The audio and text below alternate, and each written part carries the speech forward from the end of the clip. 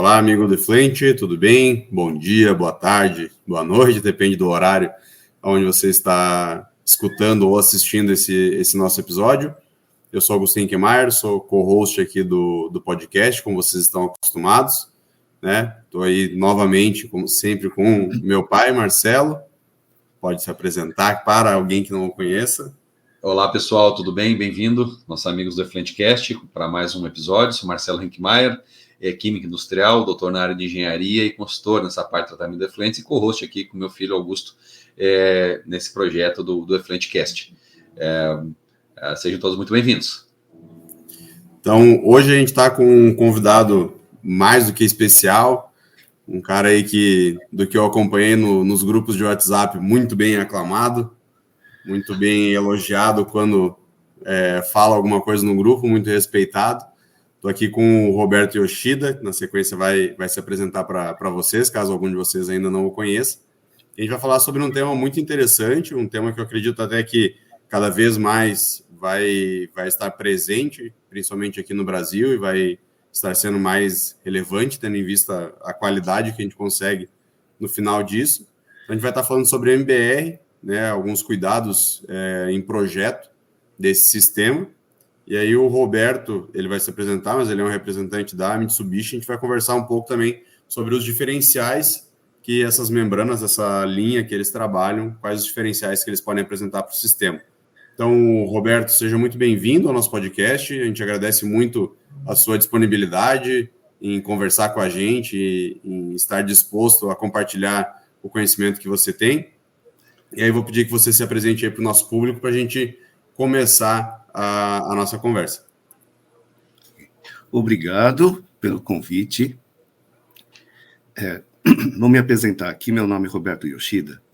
Eu sou consultor atualmente e representante das membranas Mitsubishi destinadas para aplicação em MBR. Eu sou engenheiro químico, tenho formação também pós-graduação em engenharia de Minas e trabalhei muitos anos com a área de desenvolvimento de aplicações de gases e atualmente meu foco é engenharia e consultoria na área de água, reuso e efluentes. Vamos falar um pouquinho sobre membranas Mitsubishi, né? A gente tá falando... Vamos entender aí, Roberto, que acho que muita gente, eu inclusive, normalmente quando a gente pensa na marca Mitsubishi, uma marca mundialmente conhecida, a gente associa outras coisas, não tanto a parte de membranas, né? Então, o que são essas membranas da Mitsubishi e quais os diferenciais que essas membranas apresentam para o mercado hoje? Essas membranas, elas são desenvolvidas especificamente para a tecnologia MBR, né? Para quem não sabe muito bem o que é uma tecnologia MBR, ela é uma tecnologia para tratamento de efluentes, baseada no conceito de lodos ativados, onde em vez de você utilizar um decantador, você utiliza membranas para a separação dos sólidos que passam a reciclar junto ao reator biológico, tá? O diferencial dessa tecnologia com relação às outras é, primeiro, que ela não permite perda nenhuma de sólidos, uma vez que você utiliza membranas de ultrafiltração, então todos os sólidos podem ser recirculados de volta para o reator aeróbio. Tá? Quando acontece isso, ela permite com que se trabalhe com a quantidade de sólidos suspensos maior ou voláteis, né? Permitindo com que se aumente a quantidade de bactérias no sistema, então você permite a compactação do projeto do reator biológico e também você trabalhar com cargas mais altas também. Ela também apresenta maior resiliência dada a quantidade de micro-organismos com que ela trabalha ali. Então, essa é uma característica do projeto: compactação, redução na geração de lodo e eliminação completa de sólidos suspensos na saída do efluente. Então, isso torna uma tecnologia muito apropriada para a geração de água de reuso. Tá? Normalmente, você vai falar em estação grande de reuso, você vai entrar em tecnologia MBR. Tá? Então, falando nessa tecnologia MBR no sistema de ultrafiltração, vamos falar um pouquinho sobre a Mitsubishi. A Mitsubishi, essa Mitsubishi, né, é uma Mitsubishi Chemical. Ela é envolvida com a área de polímeros e outros produtos, no qual a área de membranas é um segmento da Mitsubishi Chemical. Eles têm desenvolvido membranas de ultrassom desde 1980. Então, quando a gente vai falar em tecnologia MBR, eles estão ali desde o comecinho já desenvolvendo produtos nessa área. E vem desenvolvendo dentro daquele conceito japonês de trabalho, de melhoria, ao longo dos anos, ela vem melhorando seu produto até, como se assim, ter um produto até, digamos, bem estruturado atualmente, né? Cuja característica dele agora não é mais tanto trabalhar no produto, mas trabalhar no aumento de capacidade delas. Tá?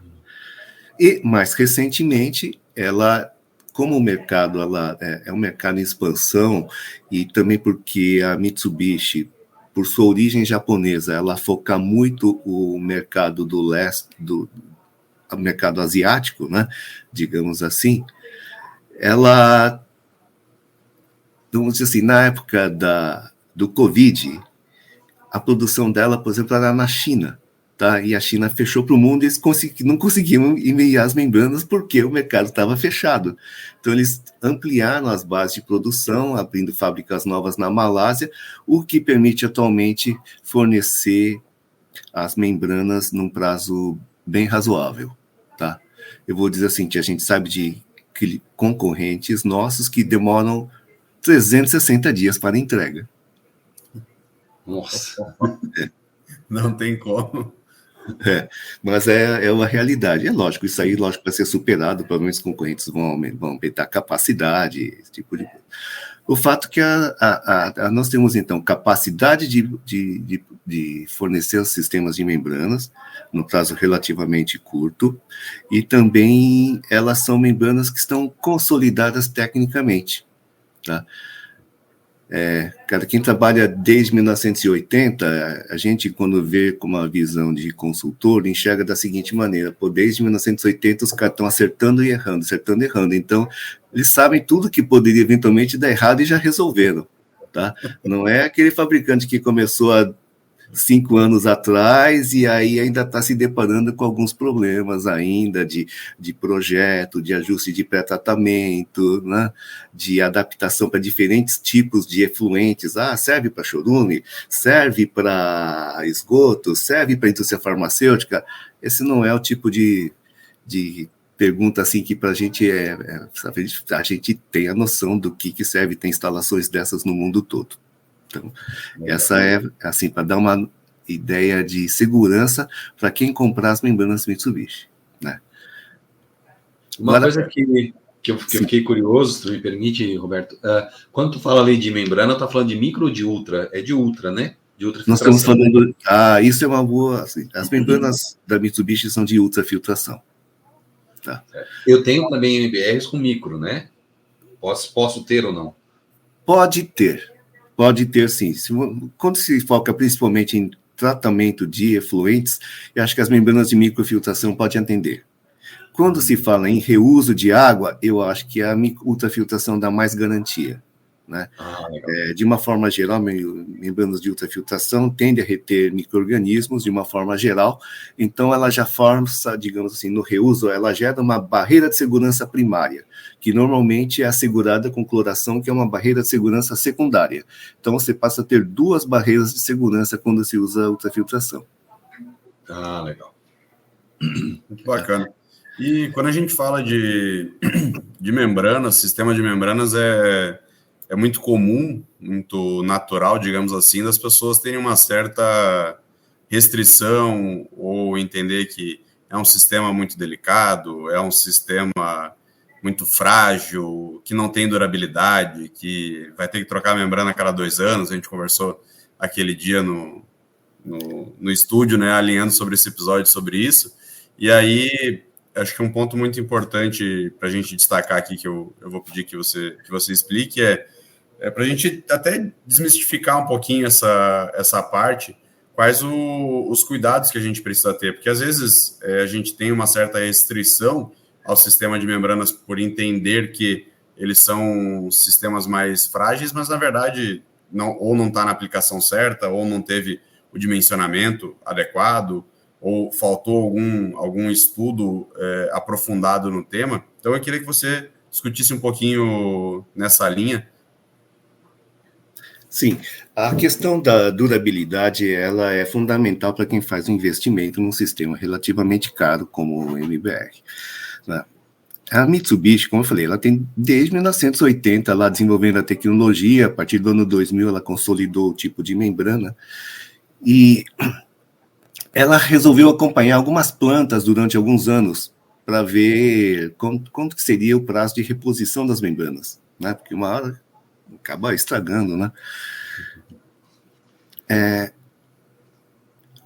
A primeira que deu problema foi depois de 7 anos. Uma única planta. E ela deu problema porque tinha um pré-tratamento errado. Outra planta, posteriormente, que estava sendo acompanhada, já eram umas 30 sendo acompanhadas, deu problema depois de 9 anos. Mas aí porque o CIP foi feito inadequadamente algumas vezes, várias vezes, assim, continuamente o cara mudou o procedimento e aí deu problema. Então, assim, tinha planta que foi acompanhada durante 15 anos e nunca deu problema. Tá? Todo o resto, digamos assim, todo o resto. Né? E aí, depois de 17 anos, eles pararam de acompanhar. Tá? A gente não pode cravar que a membrana vai durar 15, 10 ou 20 anos. A gente sabe que elas duram bastante. A gente tem históricos que permitem ver que elas duram até mais de 10 anos, desde que operadas corretamente. Né? E como todo fornecedor de sistemas de membranas, evidentemente existe uma série de condições de projeto com as quais elas devem ser respeitadas, né? Principalmente no pré-tratamento. E dentro desse cuidado que tu entende, Roberto, é mais importante, né? Quando tu falou ali, eu tive um problema no pré-tratamento. O que é mais comum, vamos dizer assim, de intoxicar uma membrana dessa ou condenar uma membrana dessa num pré-tratamento, né? O que poderia ser dentro de questões mais comuns, eu vou dizer, né? Óbvio, deve ter casos e casos e N casos, mas o mais comum que pode realmente gerar esse tipo de problema. Vamos falar assim no mais comum, que seria efluente sanitário, né? Se a gente entrar em industrial, tem uma gama aí, então existem sempre condições específicas com relação a isso. Mas se a gente fala em efluentes sanitários, nós temos o problema de, eventualmente, fibras e cabelos que aparecem, então isso tem que ser resolvido e bem tratado com o sistema de pré-tratamento à base de peneiras, né? Peneiras de 1 milímetro são razoáveis para segurar todo esse problema. Um controle razoável de óleos e graxas também, né? Comum acontecer, embora as membranas da Mitsubishi elas suportem teores ao redor de 150, 180 miligramas, podendo trabalhar e se recuperar sem problema nenhum, tá? Desde que não seja isso continuamente, mas eventuais escapes, né, de óleos e graxas em níveis altos, ela não afetam as membranas assim de forma definitiva que elas percam. Tá? O que prejudica qualquer membrana é a presença de silicone, né? Compostos excessivamente catiônicos, como o excesso de polímeros usado em tratamento físico-químico, muitas vezes, né? Que formam, na verdade, uma capa sobre a membrana, que ela se adere sobre a membrana, então diminui a permeabilidade delas. Então, esses são os cuidados principais. O principal pré-tratamento é evitar fibras, e as fibras acabam se aderindo às membranas, acabam prejudicando, depois isso é ruim de limpar nas membranas, né? Os outros, e alguns compostos que se aderem de forma, não vou dizer assim, definitiva, mas de uma forma quase irreversível sobre a superfície delas. E legal. E essa limpeza que a gente fala, por exemplo, quando eu tenho aí um excesso de óleos e graxas, certamente o meu processo de limpeza pode ou deve ser diferente de quando eu tenho, por exemplo, um polímero, né, ou algo catiônico que pode estar aderido. Tem formas diferentes de limpar o processo natural de limpeza dessas membranas. Eles podem... tem alguma limpeza química que se faz para recuperar ou não? Essa é uma pergunta muito importante, tá? Normalmente, todo sistema de membranas tem uma etapa chamada CIP, que é Clean in Place, né? Onde se injetam produtos químicos para fazer a limpeza de resíduos que vão se acumulando na superfície da membrana. Tá? O normal, e o que é feito na prática, é você estabelecer um processo de limpeza com hipoclorito, em bases regulares, semanalmente, por exemplo. A Mitsubishi é assim, acho que as outras membranas concorrentes também são parecidas também, né? E depois, se você, caso isso, você acompanha isso daí, a eficiência dessa limpeza, através medindo o fluxo dela. Tá? Então, esse acompanhamento de vazão que você calcula dividido pela área que você vai fazer em base regular, você vai ver no CIP primeiro. Se o seu CIP regular, que é feito semanalmente, ele está sendo efetivo ou não. Normalmente mas depois de aí, uns 6 meses, ela começa a dar uma falha. Você usou o CIP e ela não retornou ao fluxo original de projeto. Então, você faz uma segunda etapa, que é um CIP mais intensivo, né? Que não é o de manutenção, é o de limpeza, e aí você aumenta a concentração. E você faz isso uma vez a cada 6 meses, uma vez a cada 3 meses, dependendo aí do... E, eventualmente, assim, uma vez por ano é feita uma limpeza dessas completa, com mais uma concentração, e também uma limpeza com ácido cítrico para retirar eventuais depósitos de cálcio que podem estar se formando sobre a membrana. Essas são as limpezas básicas. E a diferença da Mitsubishi, que ela, apesar de ser uma membrana de fibra oca, ela não precisa de um tanque específico para a membrana ficar mergulhada e fazer o CIP. Tá? Ela é feita através da injeção no sentido do permeado retornar com produto químico. Ela é feita de dentro para fora e nem circula. Você simplesmente coloca o produto, deixa ele reagindo e depois volta a operar normalmente. Legal. E aí isso aí faz com que recupere o fluxo bastante fácil. Exatamente. Legal. E esse ponto é muito, muito interessante, Roberto, até porque existem vários tipos de membranas, né? Desde fibra oca, enfim. E aí, por exemplo, eu acho absurdo no bom sentido de a membrana que vocês trabalham aí suportar valores aí, como você falou, de 150, 180 miligramas por litro. É muito comum a gente ver um limite aí de 20, 30 miligramas no máximo para esse tipo de sistema. Verdade. As membranas são bem resilientes, né? Sobre características. Vamos fazer umas comparações aqui entre as nossas membranas aqui para dar uma noção melhor de como elas funcionam. Primeiro, vamos comparar com membranas equivalentes, a base de fibra oca ou hollow fiber, né, como o pessoal chama. Tá. A maior parte dos sistemas de fibra oca precisa de um tanque separado para fazer o CIP. Tá? Não precisa disso. Nossas membranas, elas fazem como fez aquela... injeta o produto químico pelo lado do permeado e é deixado em repouso para o produto agir. Os sistemas convencionais exigem com que seja feito um tanque específico para a membrana, o tanque seja esvaziado durante o processo e depois esse tanque é cheio com membranas e ela fica mergulhada em produto químico durante um bom tempo para voltar a funcionar. Tá? Então, é um sistema meio complicado do ponto de vista operacional e em termos de perda de rendimento, né? A gente vai falar assim, que o efluente continua chegando, mas sua planta está parada ali um bom tempo, né? Então, todo esse processo, às vezes, ele demora um pouco tempo, então você tem que fazer o quê? Você tem que aumentar a área de membranas para tirar a diferença do volume que vai ser acumulado. Então, na hora daquela parte, na verdade, o projeto já tem que incluir muito mais a área de membrana do que poderia ser feito se fosse um processo com menos tempo, tá? Do ponto de vista de CIP, comparando com placa plana, as membranas de placa plana também trabalham dessa maneira. Deixa o produto químico exatamente como as membranas da Mitsubishi, tá? Então, eu tenho a seguinte característica. A gente tem uma característica numa membrana de hollow fiber que pega uma vantagem que tem na membrana de placa plana. Tá? E, ao mesmo tempo, ela não tem a desvantagem do que os hollow fibers das outras fibras ocas dos outros concorrentes. Essa é uma diferença com relação a isso.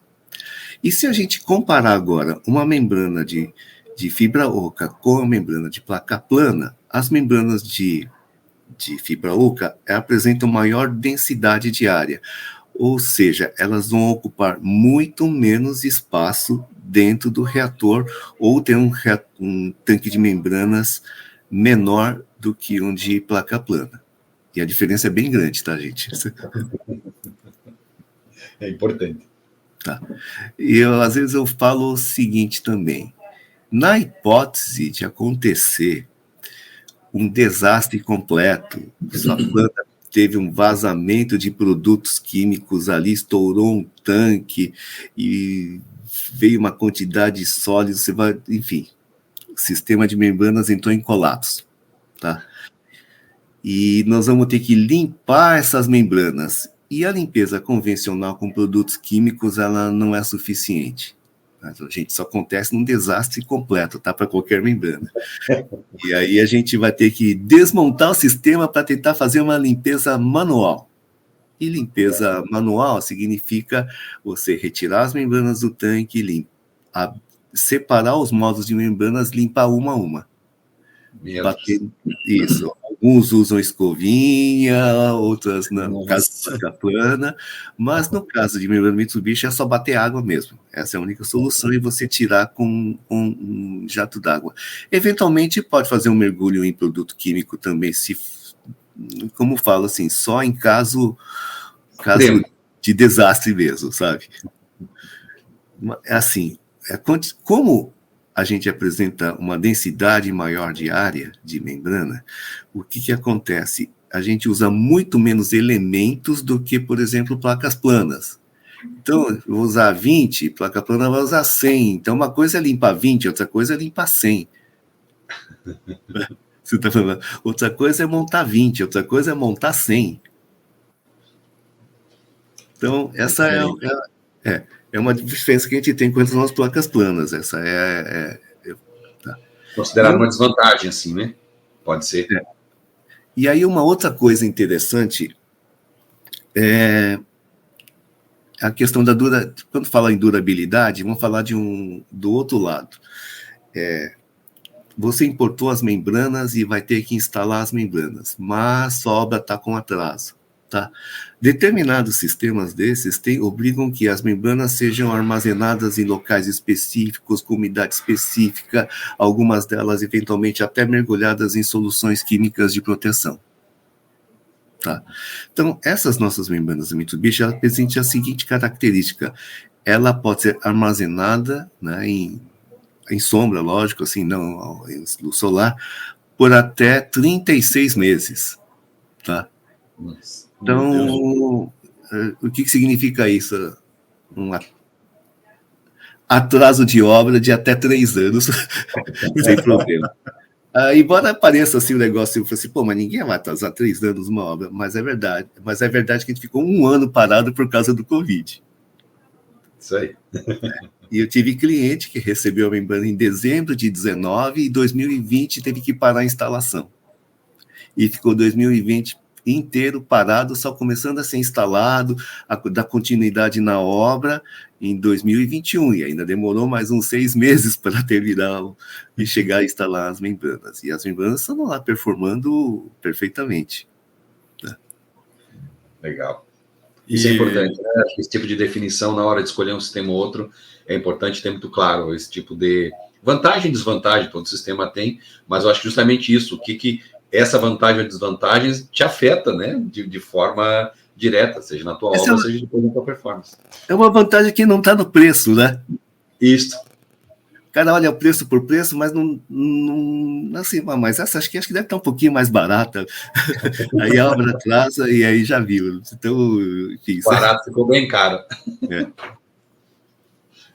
E, Roberto, acho que o pessoal ouvindo a gente falar desses destaques, dessas vantagens, dessas membranas que vocês utilizam, acho que facilmente a pessoa é seduzida a querer colocar esse tipo de membrana em qualquer sistema. Eu tenho um tanque aqui, vou aproveitar essas membranas que elas absorvem. Esse tipo de membrana que você tem falado para a gente, específicas da Mitsubishi, elas se aplicam unicamente à MBR ou eu posso usar ela para uma gama aí de aplicações muito diferenciada? Olha, eu acho que elas podem sim, existem outras aplicações para membranas, mas o principal foco da Mitsubishi é MBR. tá?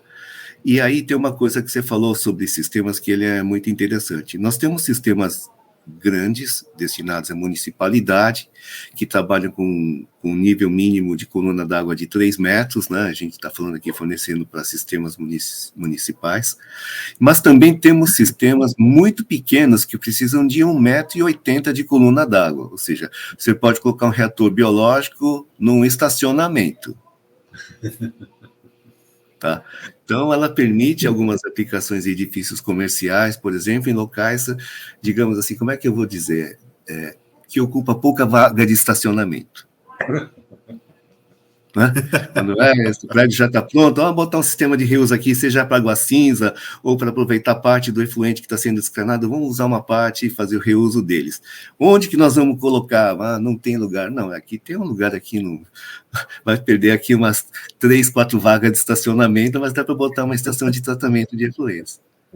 Tá? Uma boa essa causa. História, a medição é por vaga, né? Aliás, essa comparação ela não é feita só para edifícios comerciais, em shopping center também. Né? Porque a vaga, na verdade, ela também representa uma receita. Então, o pessoal quer perder o mínimo de vagas possível. Com certeza. Então, essa é uma referência, assim, a gente ocupa pouca vaga de estacionamento e dá para colocar um sistema de reuso. Isso é muito, muito bacana. E eu acho que aqui já está em 26 minutos de gravação.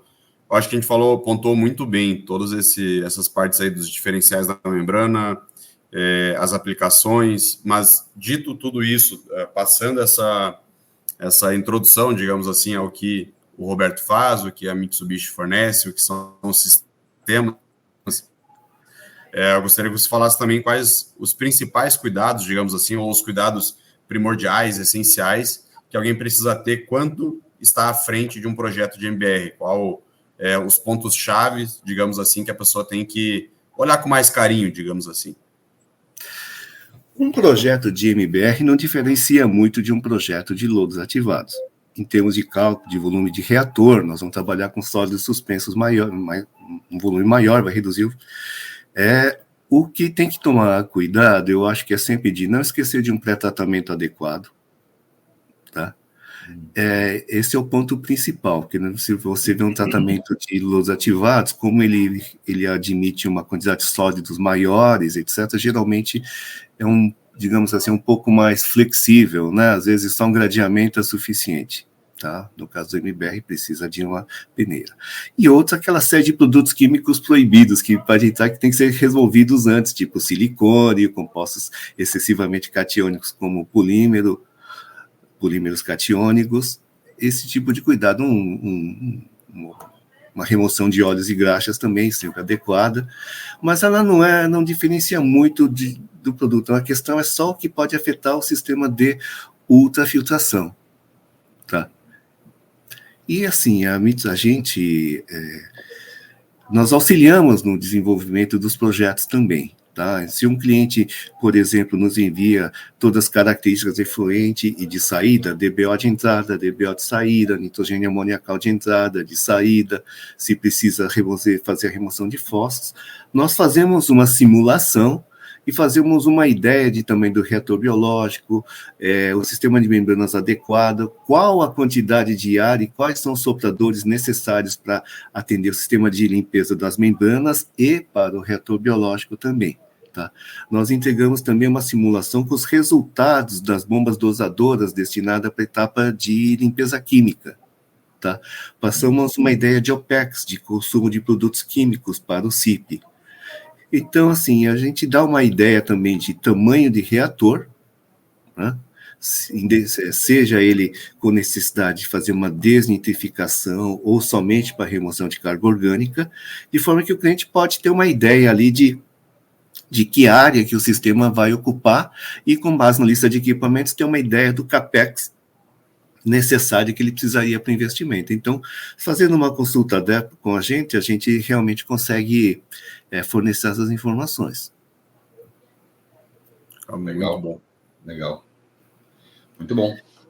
Eu acho que a gente conseguiu, de uma forma bem objetiva, bem prática, dar essa noção, essa diferença. E eu acho que quem nos assiste, nos ouve, conseguiu absorver eu acho que a essência de um processo NBR. Já falamos NBR em outros episódios, mas talvez muito mais tecnicamente, ou até na própria questão do MBR, mas aqui uma ponta importante do MBR, né, que é as membranas, esse diferencial, que até o momento a gente não tinha tratado isso em nenhum momento, né, e que eu tenho muita curiosidade, não conheço esse processo a fundo, mas já consegui entender um pouquinho melhor, né, então eu imagino que quem está nos escutando aí conseguiu também ter essa boa noção, né.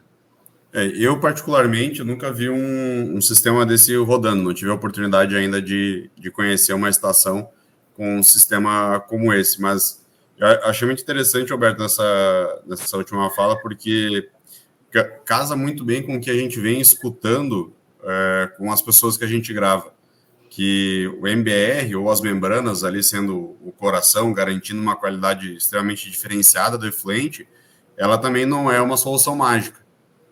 Né? No último episódio, a gente conversou com o pessoal da EcoClass, vai botar um sistema, ele também não é um sistema mágico. Eu trabalhei muito tempo com um decanter, a decanter por si só não vai fazer a mágica da desidratação. Tem todo um cuidado, um acompanhamento na estação como um todo, que precisa para que o equipamento, o sistema vá performar da maneira adequada.